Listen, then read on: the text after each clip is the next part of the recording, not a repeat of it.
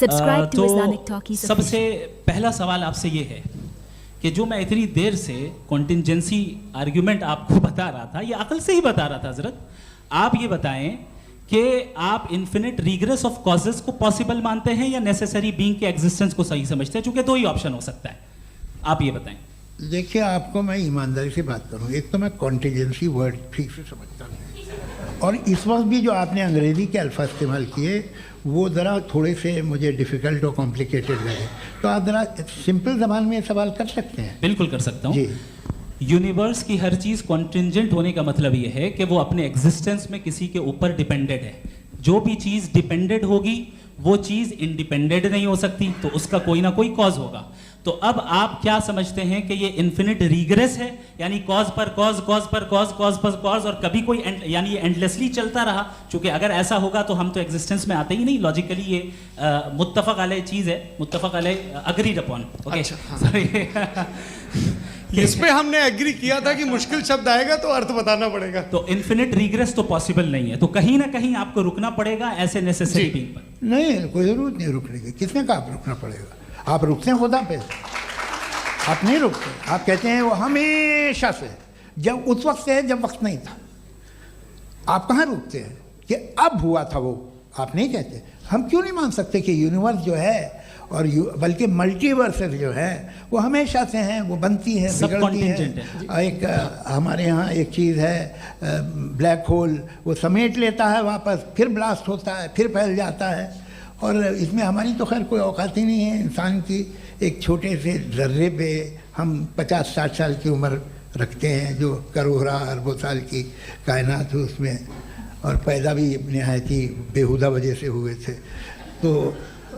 तो इसमें ये सोचना कि इसकी वजूहात और ये क्यों है, ये डिपेंडेंट है, ये हम देख रहे हैं। क्या मालूम, आप सोचिए कि ये जो फैल रही है कायनात, ये कहाँ फैल रही है, ये कहाँ जा रही है, और ये फैल क्यों रही है? अरे बना ली थी तुमने, रुको भैया, काफ़ी है। ये फैल क्यों रही है? ये और कौन सी कायनात जिसे मैं दूरबीन से देखता हूँ तो 2 बिलियन लाइट ईयर पे है, उससे मेरा कोई वास्ता ही नहीं है। 2 बिलियन ईयर यानी अगर मैं 80,000 माइल्स पर सेकेंड से चलूँ तो 20 करोड़ साल में वहाँ पहुँच जाऊँगा। इसकी ज़रूरत क्या थी? ये दुनिया, ये कायनात तो इंसान अशरफुल मखलूक़ात के लिए बनाई गई ना। तो ये सब ये टर्म समझ में नहीं आया। इसमें कोई ख़ास समझने वाली बात थी भी नहीं।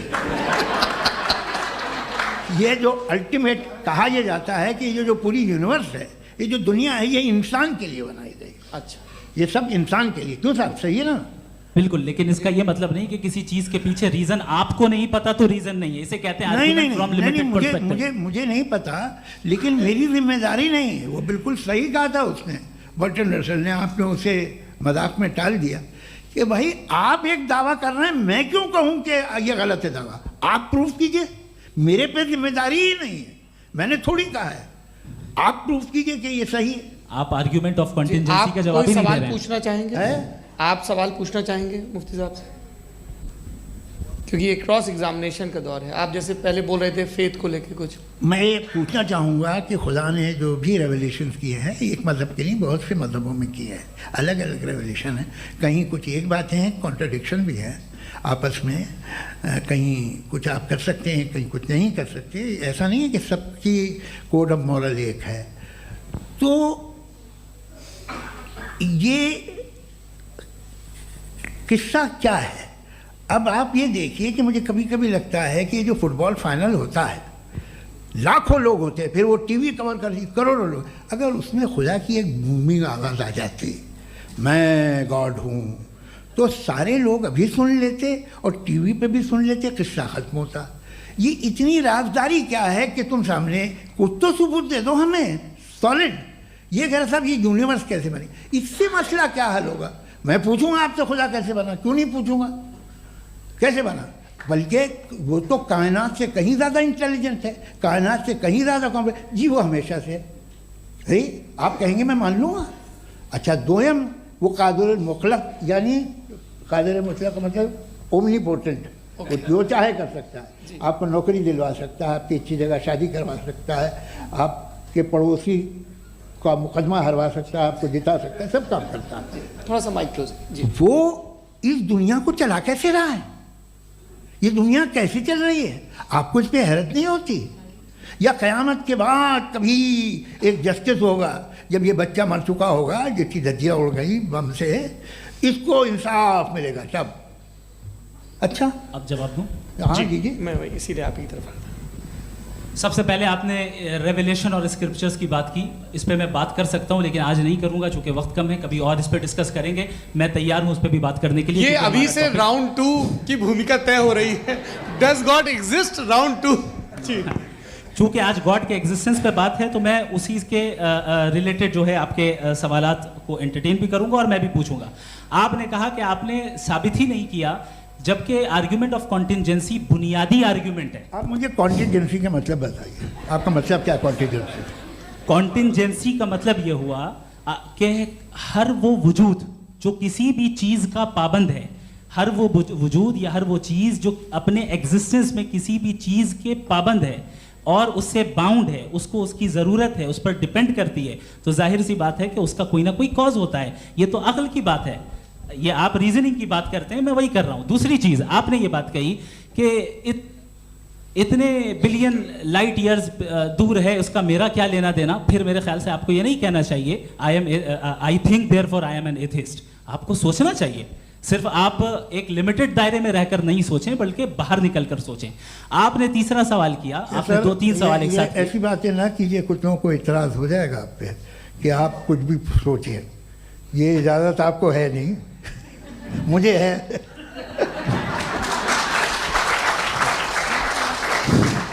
जी। आपने प्रॉब्लम ऑफ इविल के ताल्लुक से सवाल किया और बार बार आप एक लफ्ज रिपीट कर रहे हैं कि ओमनीपोटेंट गॉड है, ऑल पावरफुल गॉड है। यही तो दरअसल समझना है कि गॉड का कॉन्सेप्ट क्या है। प्रॉब्लम ऑफ इविल जो है, प्रॉब्लम ऑफ इविल दर हकीकत 2 असम्पशंस पर कायम है। अगर आप इन 2 असम्पशंस को समझ जाएं तो ये प्रॉब्लम नहीं रहेगी, आर्ग्यूमेंट आपको समझ में आ जाएगी कि ये कोलैप्स कर जाता है। पॉइंट नंबर 1, यानी जो आपका सबसे पहला फॉल्स असम्पशन है कि गॉड मर्सीफुल है, ओमनीपोटेंट है, दुनिया में जुल्म हो रहा है।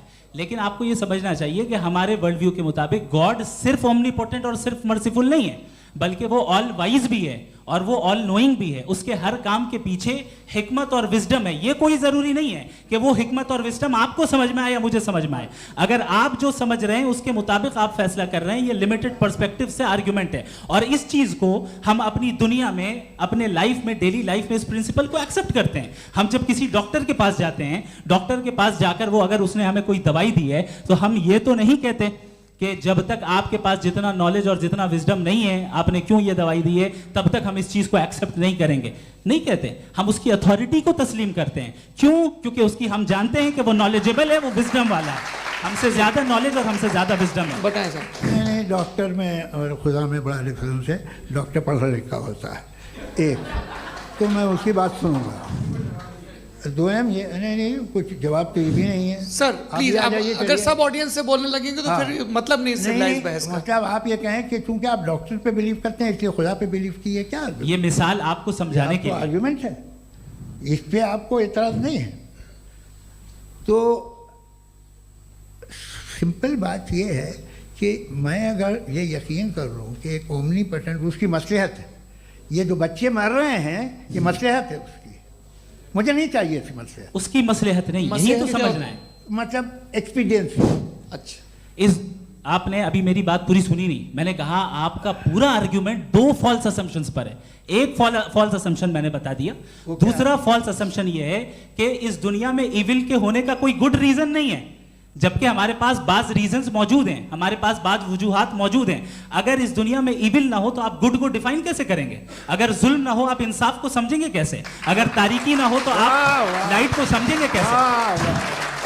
बहुत अच्छे। अभी और सुन लें, अभी और बाकी है। ये तो बात बहुत पसंद आई साहब मुझे कि जब तक रेप ना हो तब तक औरतों की इज्जत का ख्याल आपने मेरा जवाब पूरा सुना ही नहीं। जब तक के बच्चों का कत्ल ना किया जाए तब तक आपको बच्चों की मासूमियत की इज्जत। आपने पूरा जवाब सुना ही नहीं। क्या बात है, क्या आपने नुक्ता निकाला? आपने पूरा जवाब सुना ही नहीं। आप सुन लें, मेरी बात सुन लें।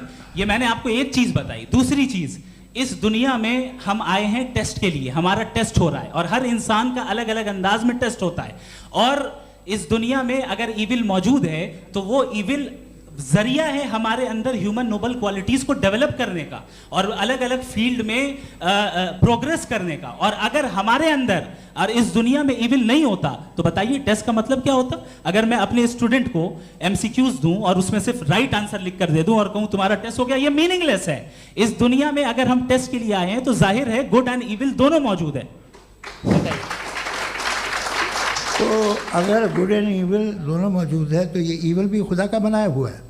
जी हाँ, खुदा का बनाया हुआ है। लेकिन अच्छा, चलो अच्छी बात। जी बिल्कुल, तो बिल्कुल खुदा ने बनाया। अभी तो ये है कि जो मेजॉरिटी है दुनिया में वो इविल है, तो ये खुदा एक्चुअली इविल के साइड पे लग रहा है मुझे। बिल्कुल भी नहीं, मैं बताता हूं। मेजॉरिटी में तो वो है। क्या बात कर रहे हैं भाई आप? मैं बहुत कोई भी जो मुंसिफ होगा, चाहे आपका अपना घर हो जिसके आप सबसे बड़े हैं, चाहे आपकी ऑर्गेनाइजेशन हो जो आप चलाते हैं, वहाँ पर आप इविल रखेंगे साबित करने को कि बाकी लोग शरीफ हैं? मेरी बात सुनिए। क्या ये आर्ग्यूमेंट ही गलत है? अगर कि जब तक के कोई इविल नहीं होगा तब तक के शरीफ आदमी शरीफ नहीं लगेगा। अगर एग्जामिनर गलत ऑप्शन दे रहा है तो एग्जामिनर इविल नहीं हो गया, जो गलत ऑप्शन को सेलेक्ट कर रहा है वो फेल होगा।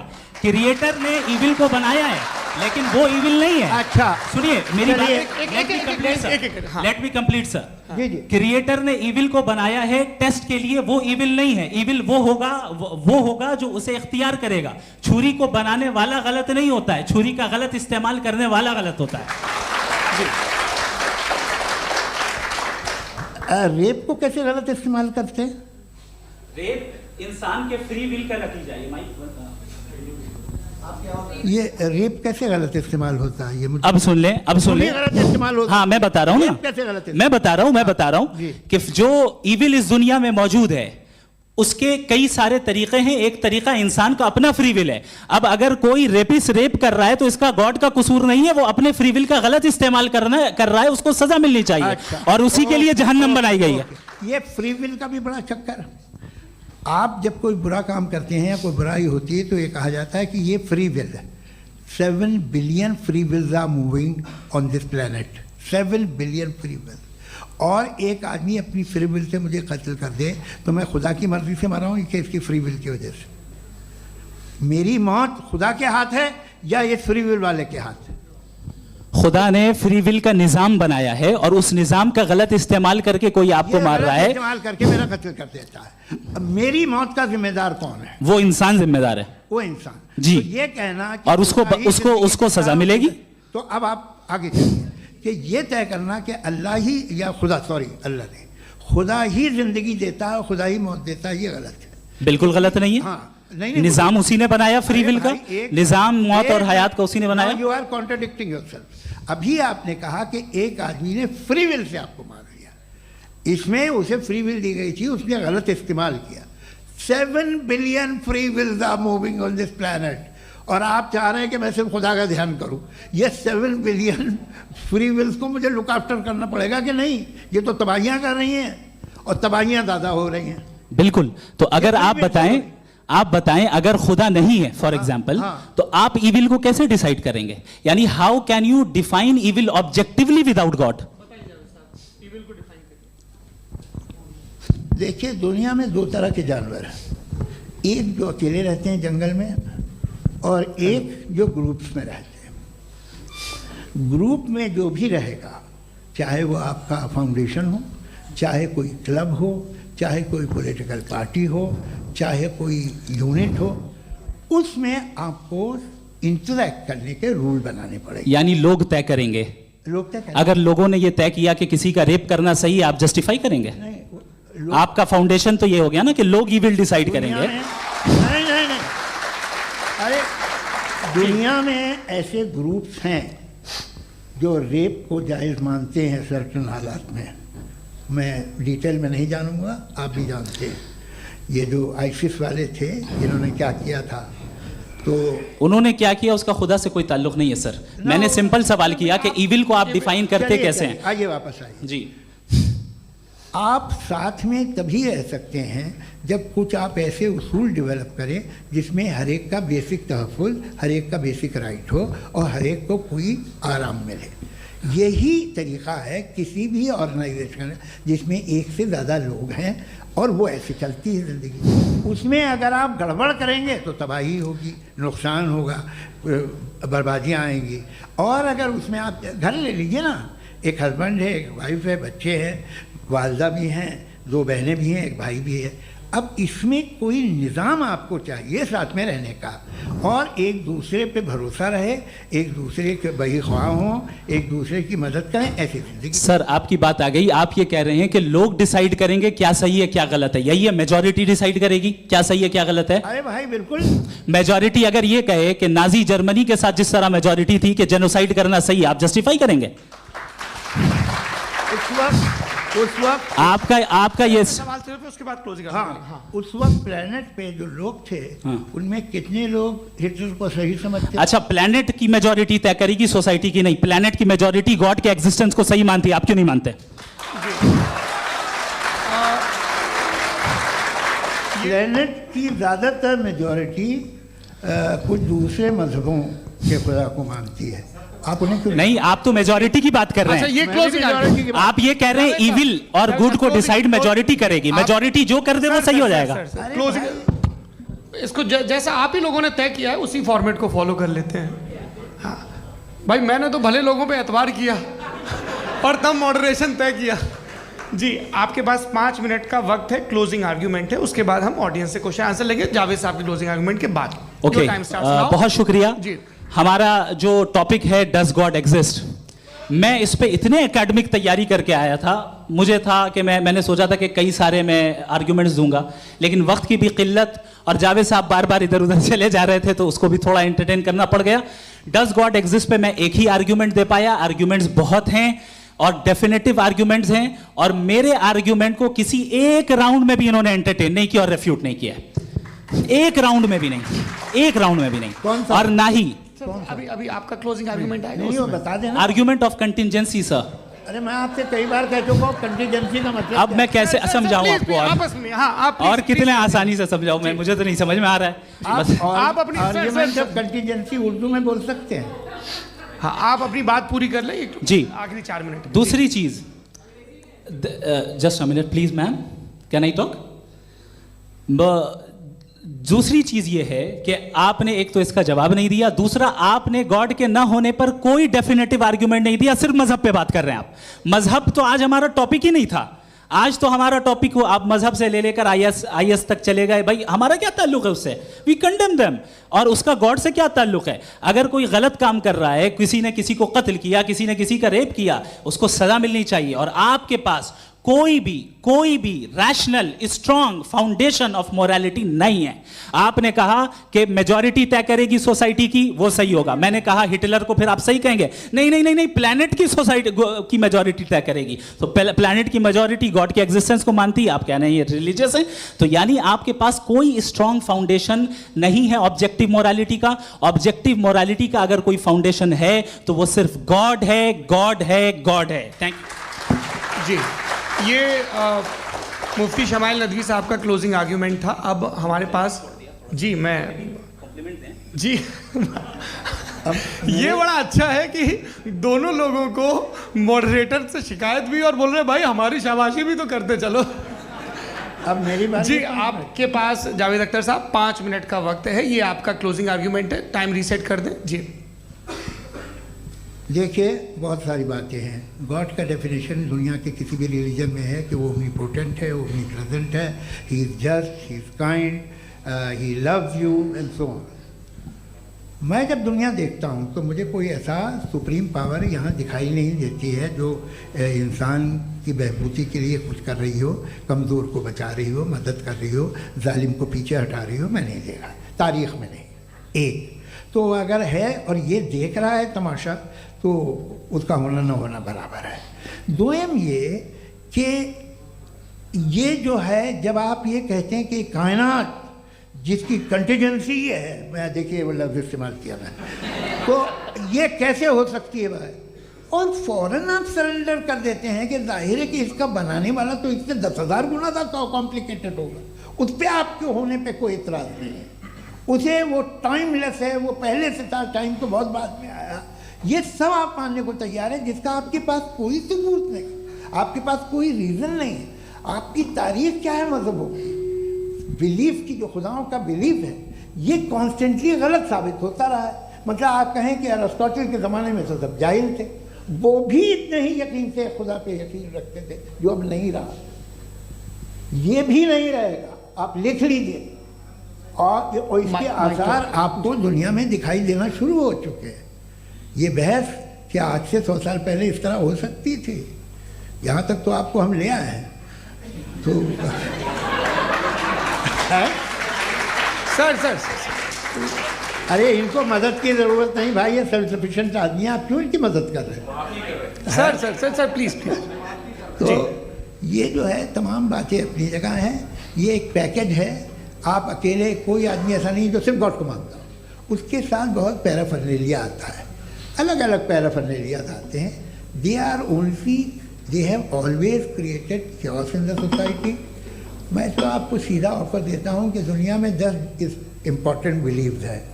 आप 1 मानते हैं, 9 नहीं मानते, 9 में आप एथियस्ट हैं, 9 को आप बिल्कुल रीजनेबली मेरी तरह देखते हैं।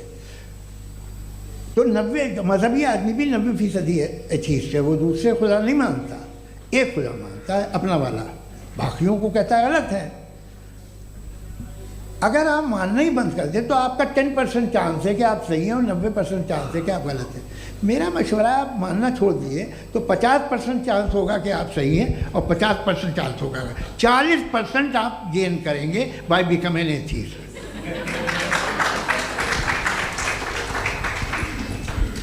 ये एक फरसूदा ख्याल है, ये ख़त्म हो रहा है। हो सकता है मेरी ज़िंदगी में ना हो, लेकिन ये हो जाएगा। जो बातें ये इनको आप मेटाफिज़िकल, ये वो ऐसे रिस्पेक्टेबल टर्म दे दिए, ये तो उन लोग के हैं जिन्हें ना फिज़िक्स मालूम थी ना मेटा मालूम था, ये उन्होंने आपको दिए हैं।